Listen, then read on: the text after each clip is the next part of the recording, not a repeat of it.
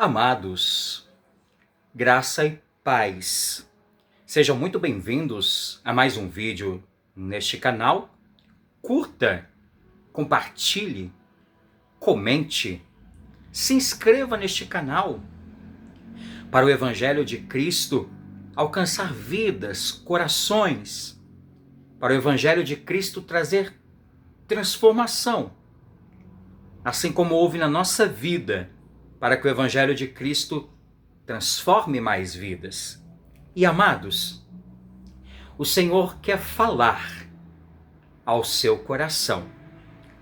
E amados, eu quero compartilhar com a igreja hoje o Evangelho de Marcos. Marcos no capítulo 14, dos versos 46 ao 50. Marcos 14, versos 46 a 50, que nos diz: Então lhe deitaram as mãos e o prenderam. Nisso, um dos circunstantes, sacando da espada, feriu o servo do sumo sacerdote e cortou-lhe a orelha. Disse-lhe Jesus: Saístes com espadas e porretes para prender-me, como a um salteador? Todos os dias eu estava convosco no templo, ensinando, e não me prendeste. Contudo, é para que se cumpram as Escrituras.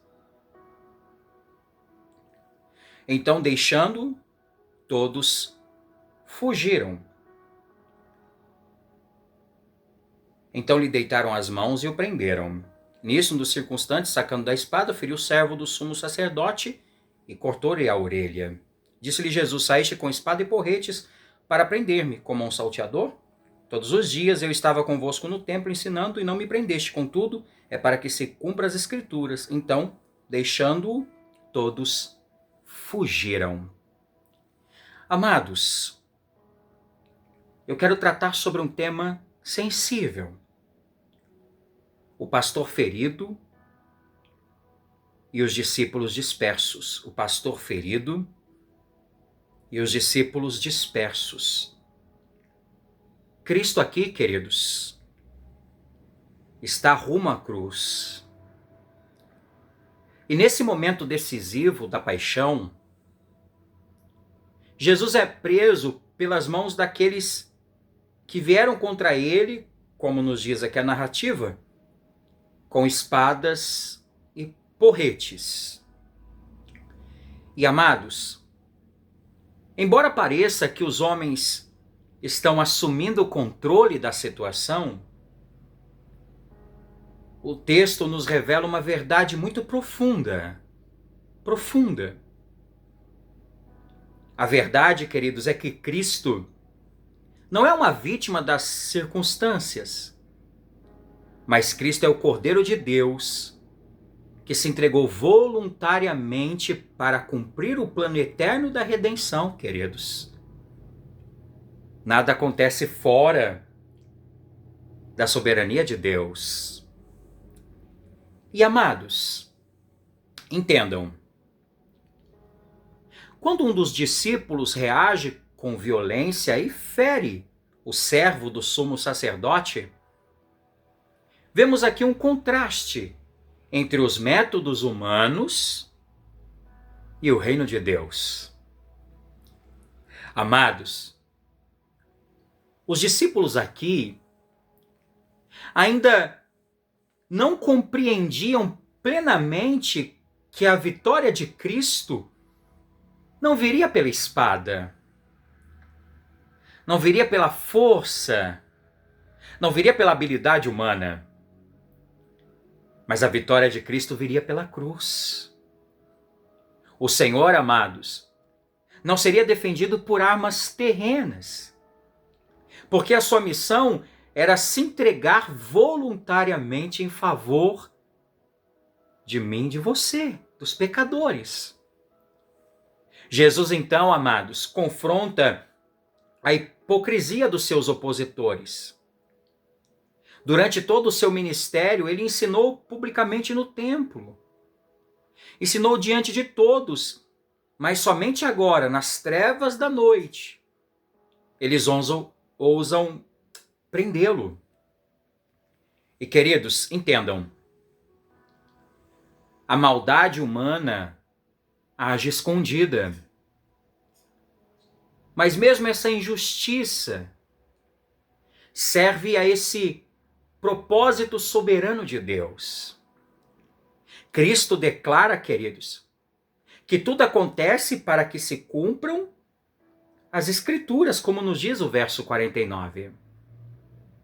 O sofrimento do Messias, amados, não era um acidente, mas o sofrimento do Messias era esse cumprimento exato da vontade divina revelada pelos profetas.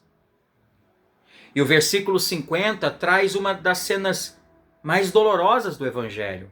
Então, deixando-o, todos fugiram. Aqueles discípulos que prometeram lealdade, fidelidade, estar com ele em todos os momentos, abandonaram o Mestre bem na hora da sua provação. Aqui, queridos, nos revela algo profundo. A fragilidade do coração humano. Os discípulos falham, dormem, fogem, mas Cristo permanece firme. Os homens fogem do Salvador, mas o Salvador não foge da cruz. Aleluia!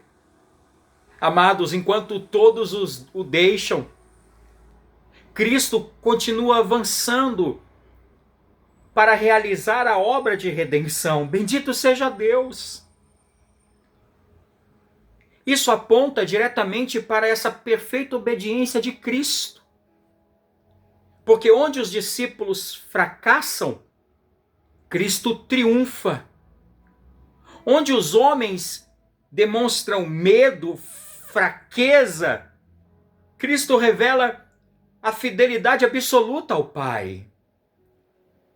Bendito seja Deus, amados. Cristo permanece sozinho para que seu povo jamais esteja sozinho diante de Deus. Pois, queridos, não cobertos pelo sangue, estamos perdidos. O abandono aqui dos discípulos, queridos, destaca ainda mais a glória daquele que perseverou até o fim para salvar pecadores indignos, a mim e a você. E, queridos, em primeiro lugar, vemos que a soberania de Deus governa até os momentos mais sombrios. Amados, nada do que aconteceu com Cristo foi acidental. Assim, da mesma forma, Deus continua governando cada detalhe, cada circunstância da vida de seus filhos. Mesmo quando tudo parece estar fora de controle, queridos. Aleluia! Queridos, a cruz nos ensina que a providência divina opera até mesmo através das maiores adversidades. E em segundo lugar,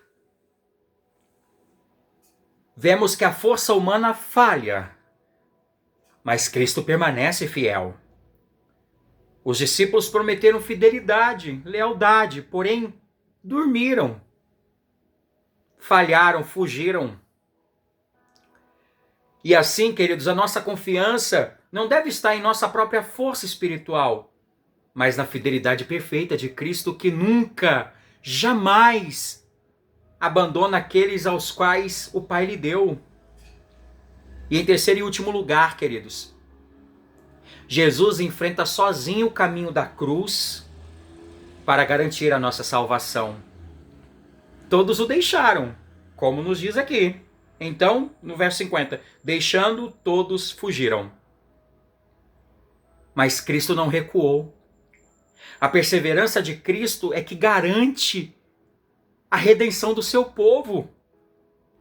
Amados, a segurança do crente, do cristão, da igreja, não repousa na sua capacidade de permanecer firme, mas a segurança da igreja repousa na obra consumada daquele que permaneceu firme até o fim em nosso lugar, mesmo diante de uma provação tão extrema.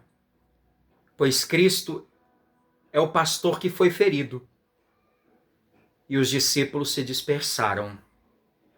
Curve a sua fronte, feche os olhos, vamos orar. Pai maravilhoso, bendito seja o Senhor, Pai, por ter ido até o fim, porque por tua obra consumada na cruz temos vida, salvação, vida eterna. Nós somos falhos, Senhor, pecamos, perdoa os nossos pecados. Nos leva a viver em santidade, em glorificar o Senhor em todos os nossos atos. Pai Santo, eu oro por este irmão, por esta irmã que falha, que peca. Somente a tua graça para guardá-los, para protegê-los. E os olhos deles permanecerem em ti, mesmo em meio a tantas falhas. Pois a nossa salvação não repousa na nossa fidelidade ou na nossa perseverança. A nossa salvação foi consumada pelo teu Filho, pela fidelidade do teu Filho, pela vitória do seu Filho, pela perseverança do seu Filho, Pai. Pois bendito seja o teu nome, Senhor.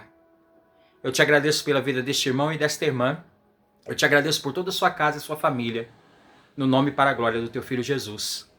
Amém. Amém, queridos? Então que o Senhor aplique a sua palavra no nosso coração. Deus abençoe o seu dia, o seu trabalho e a sua amada família.